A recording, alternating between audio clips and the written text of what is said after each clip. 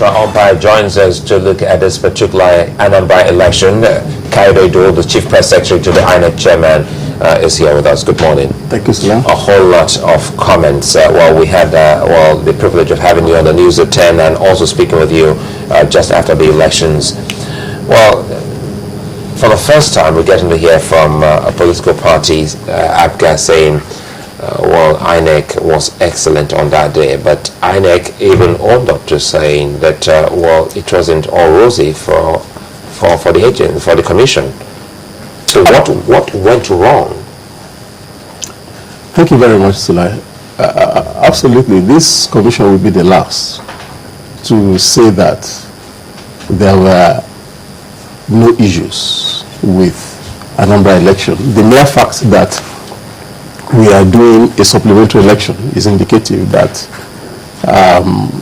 there were challenges. The trouble is with the sweeping generalizations concerning the elections. The commission did its best to put in place arrangements for election that will even surpass all the elections that we had in the past. But surely there were challenges in the field. We've had reports of logistical challenges. We had reports of that. We had reports of people who said they didn't find their name in the register, which actually we are interrogating that in most cases, a huge proportion of the cases that you have, the problem is with the people who had the voter card and did not bother to investigate their status in this register before the election day. You may want to explain that, because if I've registered, give or take, if I'm not chanced, I still would have thought that my name is still there on that particular register. Now, on August 19, we commenced the continuous voter registration that lasted for a week. Now, prior to that exercise, we did the display of the register for claims and objections. The law requires that people should go verify their status, verify their names during the display, and if there were issues, they had the opportunity to raise it, and the commission will make adjustments in the register. More importantly, 30 days before the elections, we gave the register to political parties. 3 days before, or 4 days, on Wednesday preceding the election, that same register, with a slight adjustment that was explained to the party, was given to them. I'm aware that your station ran the announcement of a service that we had that allowed people, they could stay in their homes and interrogate their status in the register by just sending an SMS to a dedicated line. So these were all options put in place by the commission to ensure that everybody could ascertain and confirm his or her status in the register before the day of the election. Unfortunately, how much of that opportunities are available, we are availed of by the people, is questionable. If I may come in here, the adjustment you said was made to the voters register. Yeah. What sort of adjustment was that? Now, we have an automated software that when people register, it aggregates the age. And so if you give your date of birth as April 8, 2008, the software aggregates it and indicates your age. But when we are doing the updating, because the software is automated and we registered people in 2011, it automatically cut off 2 years. When we were updating in 2013, it automatically cut off 2 years from the age of everybody in the register. Now, for people who are fairly old, that's no challenge. But for people who are 18 in 2011, there will be 16 now. There will be 16 in the register. So that was detected. Actually, at the OCA meeting, the chairman challenged the parties. So we gave you this register a month ago. Did you bother to look at it? Because it was when we were printing out the register for the Anambra election that we detected the error. You now saw some people 16 by virtue of the updating using that software.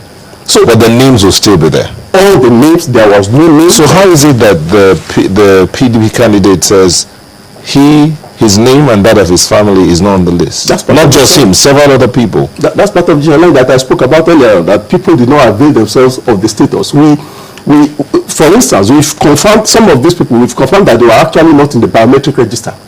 They were somewhere on addendum.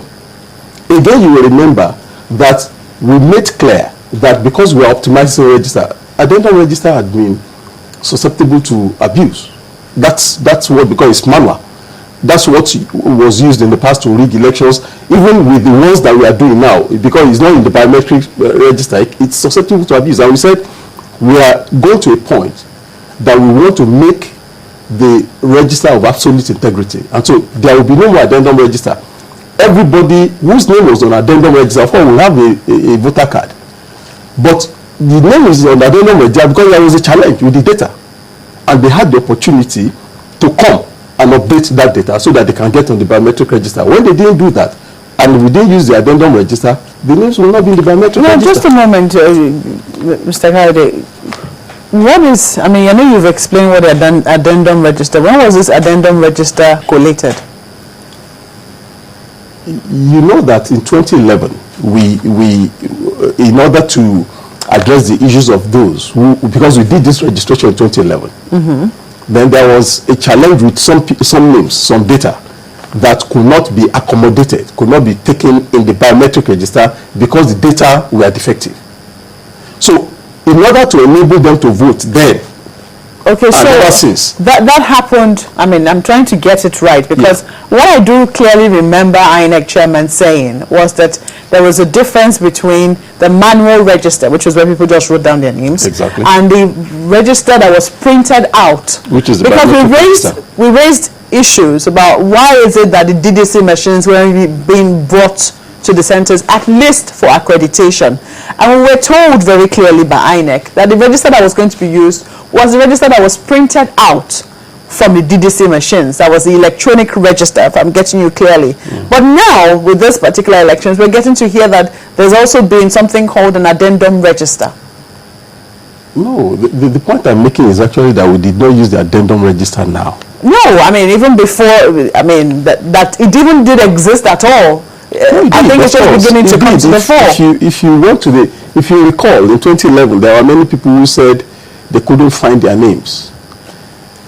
But their data, they couldn't find their names in the biometric register. But their data was available to INEC.